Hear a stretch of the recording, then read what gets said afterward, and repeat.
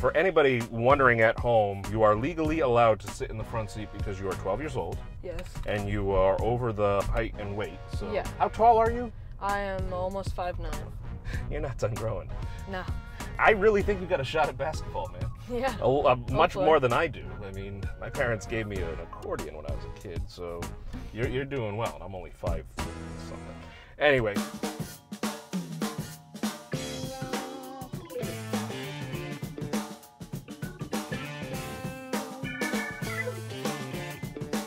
Welcome into Carpooling with Ben. Folks, last year I had his father on, and this year he's actually been selected as one of 160 students in the United States to go down to Washington, D.C. and actually have FaceTime with our Congress about JDRF, juvenile diabetes. Jackson Colton, sir, a pleasure to have you in the vehicle here. So this is a pretty cool honor. You have type 1 diabetes. What is it like living with that? I mean, it obviously makes life harder. I end up, so I don't have to test as much, which is when to check my blood glucose, which is the level of the sugar in your blood. Mm-hmm. So to check, I just like poke myself with a needle on my finger, and then I would put it into a strip to test through my monitor to give me like the level. Normally, like regular person that doesn't have type 1 diabetes would be like 90 to like 110. But I'll test. Right now I'm super high. I'm 343. Well, that's because you had crepes for breakfast. Yeah. But I don't have to do that as much now because of the different devices that I have. I have an Omnipod, which is a type of pump that will deliver insulin on command. It's wireless. So, like, some of the pumps will have wires in them connecting to the thing that will deliver you insulin, which is called the PDM. Yeah. And this one doesn't. It's wireless. So all you have to do is move it close. It's on my back right now. So I'd hold it like over here. Sure. And then I'd press the button and it would deliver insulin.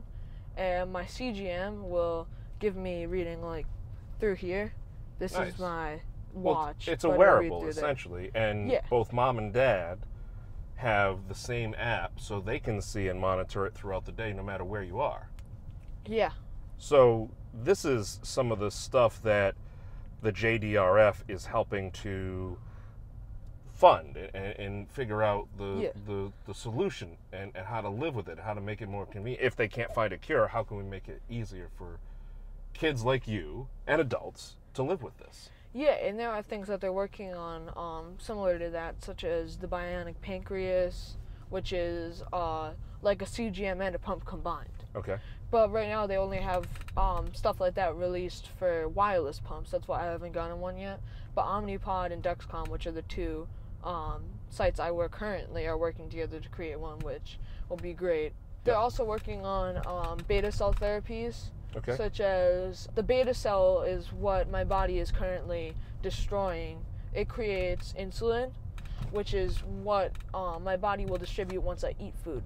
Okay. So that won't happen because the beta cells don't exist right now because my body, it's an autoimmune disease, which means it continues to attack those beta cells. Sure. So right now they're working on stuff such as when like they'll bag beta cells and then they'll open up your body and do surgery near your pancreas and put like bagged beta cells in there so they can't be attacked. Okay. That's the stuff that the FDA is like testing and working on right now.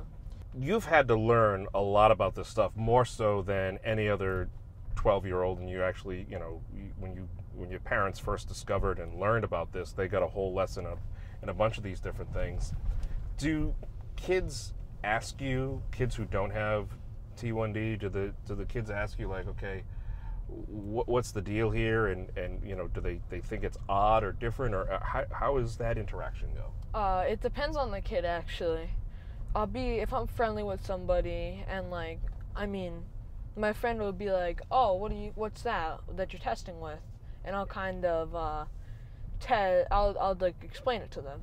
And then you might run into other kids that have no idea, like they're innocent but they have no idea what they're talking about, and they're like, oh, you can't eat sugar, right? And I kind of start laughing. I'm like, oh, no, I can eat sugar, I just need to give myself insulin. And I kind of explain it to them. And then there's some kids that think that type 2 and type 1 diabetes are the same thing. Like, it's not, they're different. Yeah, did you get that because you ate too many cheeseburgers or something like that? But most kids don't like bully anybody because of it. They're more of just like They're curious. curious and They don't know. yeah. Have you ever had conversations with a child that has just been diagnosed, or an adult that's just been diagnosed with type 1? Have you ever had conversations that say, look, you know, I'm an average kid, and you can, or average young man, young man, a good young man. I'm an average, you know, I'm an average guy, and you can live with this. Do you ever talk to kids about that? Yeah, definitely. When I was first diagnosed, shout out to my friend Emily. She was working with me. She's the same age as me. She was diagnosed right after she was born, and she kind of was like, so this is what I do. This is how I've been dealing with diabetes. And then when I got more into it and I got the Dexcom, she had not had a Dexcom, so I was like, oh, you should try this out, and you should try the Omnipod out, and she did. She didn't really like it that much, but she tried them, and now I think she's on a Medtronic, but which is a different type of pump, it's a wired pump, but she definitely helped me. And then my other friend, shout out to my friend Michael. Michael's a good guy. Yeah, he was diagnosed after I'd already known him as a friend. His brother, Lorenzo, was diagnosed with type 1 diabetes. Are we giving a shout out to Lorenzo? Shout out to Lorenzo. Lorenzo! He was diagnosed with type 1 diabetes before him. Okay. So now there's 2 people in his family that are diagnosed with type 1 diabetes, and he just got his Omnipod, and I definitely help him sometimes with that kind of stuff, you know, just I'll work with him and like say, oh, this is what I do, especially when he's first diagnosed. Sure. And my cousin, shout out to Alyssa, is in New York. She just went into high school and was just diagnosed. She had her first anniversary, or well, I like to call it a diaversary of when you were diagnosed. Look at that. Just like a month ago. So I had to help her. I kind of helped her a little bit as well, with being less nervous. She has a Dexcom now, and an Omnipod as well. So it could be a scary thing when you first get that diagnosis, because you're hit with all sorts of information. But I know your dad and mom have both spoken to me about the amazing support they get through JDRF, and just, you know, the network of people and you know, kids and adults really that have gone through this. And your dad showed me the bear that they have, which teaches you how to do the testing and everything, and the little access points and stuff. When you go to Washington in July, what are you looking forward to the most as far as going down there and that whole process? I'm definitely looking towards what they call the town hall, which is where a bunch of celebrities or athletes that have type 1 diabetes all meet at the town hall, and you get to talk to them and stuff like that. Any celebrities you're hoping to meet? Yeah, there's actually a women's college basketball player. She played for Baylor University. Her name's Lauren Cox, and she just won the championship. Ooh. And she was the #1 recruit coming out of high school. Wow. And she has type 1 diabetes, and she's had it for a long time. So I'm looking forward to asking her questions right.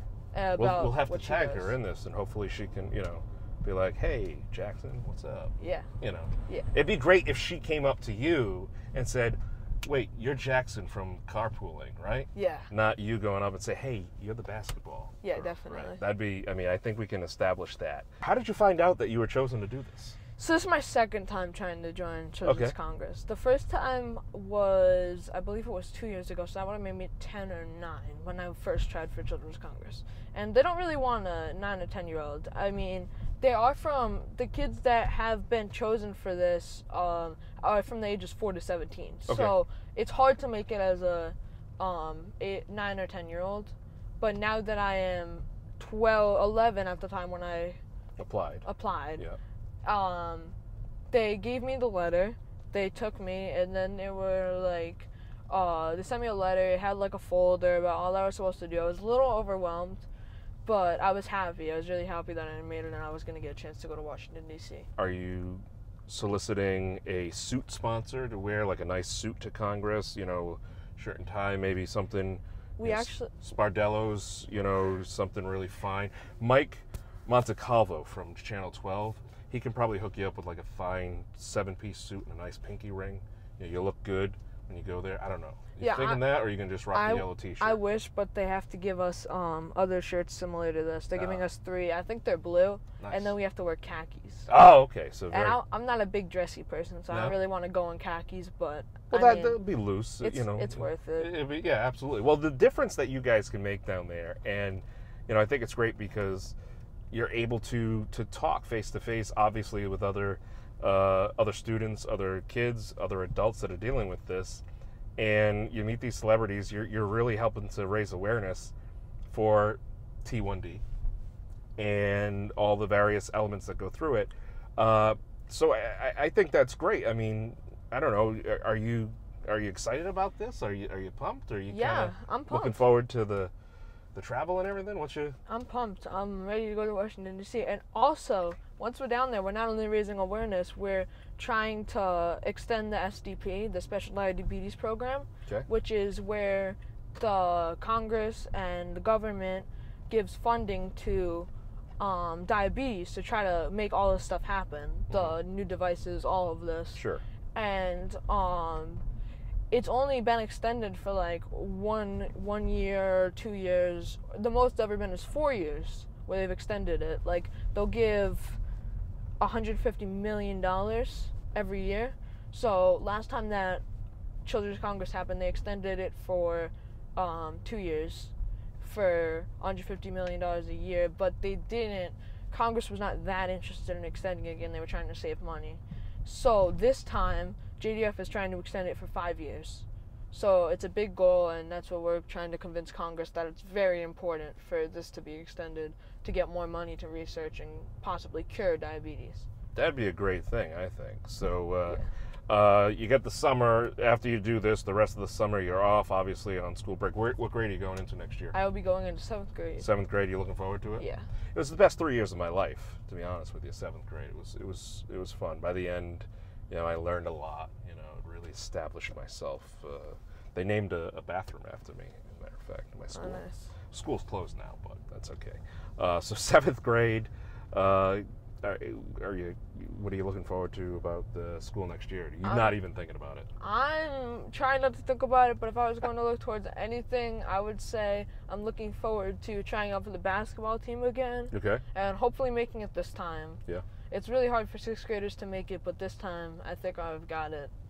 More opportunities, come your way as you get older there, and you're practicing every day. You're like Michael Jordan out there, just working on the free throws, off the finger and everything. Finger roll. Yeah. So the basketball, though, that's the thing with the orange ball and the hoop, right? Yeah, definitely. Okay, cool. Yeah. It's the whole accordion thing really set me back, I think, in life. Yeah, so. definitely.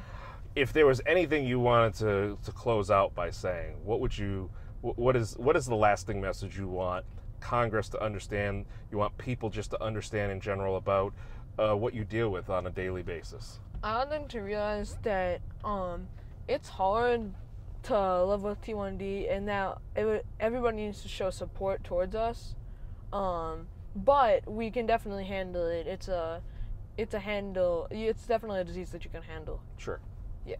All right, ladies and gentlemen, the next. Well, what age would you go into the draft? The NBA draft, not the. That would be 19 All right. or 18. All right, so 6 years you're going to see him in the NBA draft. First overall pick, Zion style. Absolutely. Just don't have your shoe blow out on you on the court. Shout out to my boy Zion in New Orleans. Hey, congratulations to him, right? Yeah. What's your favorite team? Golden State Warriors. Really? I wanted Zion to go to the Knicks, though. Yeah? Yeah. It's all right. Oh. Still in the NBA. Hey, listen.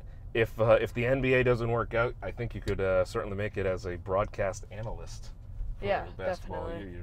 You've got the chops for that, man. I mean, you could really hold your own. You know the stats about T1D.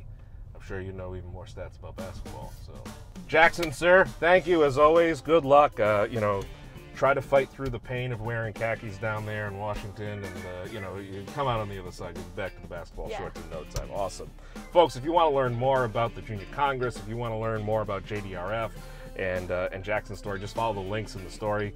And of course, they have their walks coming up too. Team Super Jack. There you go, Team Super Jack. All right, walk, and Alyssa's Army on the New York walk. Well, there you go, folks. go be part of it, because you know, you never know when somebody is going to show up in your life that is affected by this, and it'd be awesome if you could say, hey, you know what, I'm working because of this guy right here, this guy. Peace. There you go. Good job, man.